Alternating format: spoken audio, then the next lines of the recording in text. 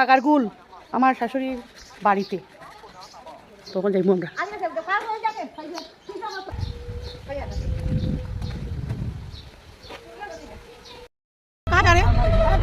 हाँ बागारगुल जा रहे हैं बागारगुल আমরা বাগারগুল থেকে ये देखो स्प्राइट मेरा।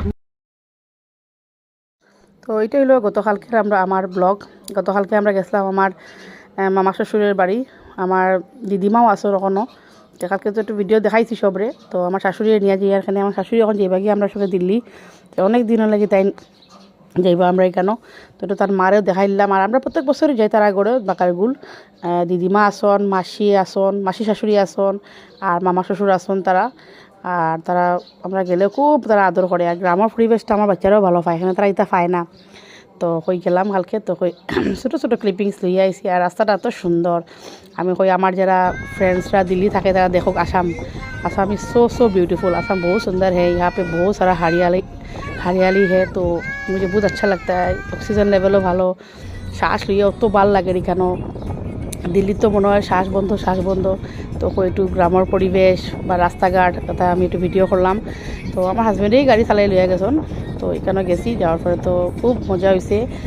তারা যে দিদি শাশুড়ি ওখানেও রান্না বান্না করেন, মানে আমার হয় দিদিমা আর কি, আমার শাশুড়ির মা ওখানেও রান্না বান্না করেন। তো একটু কথা ভিডিও করি, মানুষে খুব লাইক করবো।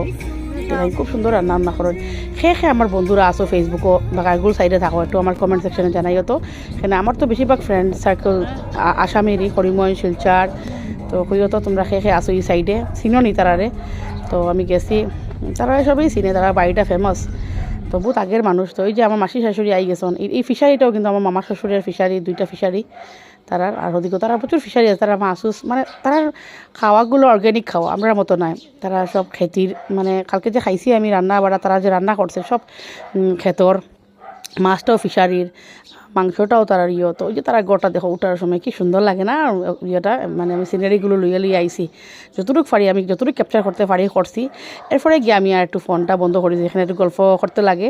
এটা ঠাকুরগড়। আর দিদিমার লগে অনেক সময় বইয়ে গল্প করলাম আমি তো একটু গফিসা সবই জানো।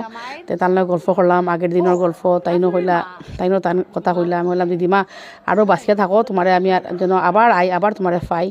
আর যে তারা গড়, মানে মাটির গড়, তো খুব ভালো লাগে। এটা আমার মজাও লাগে, এনজয় করি আমরা সবসময়। তো আমরা ফাঁকার গড়ও থাকি। তো গিয়ে একটু বহুত মজা করলাম, বাচ্চারা নিয়ে গেলাম। এরপরে আমরাও বিকালে আই গেছি। তো বেশি দূর তো নাই। তো খুব সুন্দর। আর তাই যে রান্না বান্না করেন না, ওখানে বহুত টেস্টি। তাই পুরো নিরামিষ খাইন, টোটালি নিরামিষ। তাই আজকে পর্যন্ত, মানে তাই অনেক বছর হয়ে গেছে তাই আর মাছ টাচ করেন না। বলে ছেলেরা খায়, তাই ছেলে আর ওই যে মামা শ্বশুরে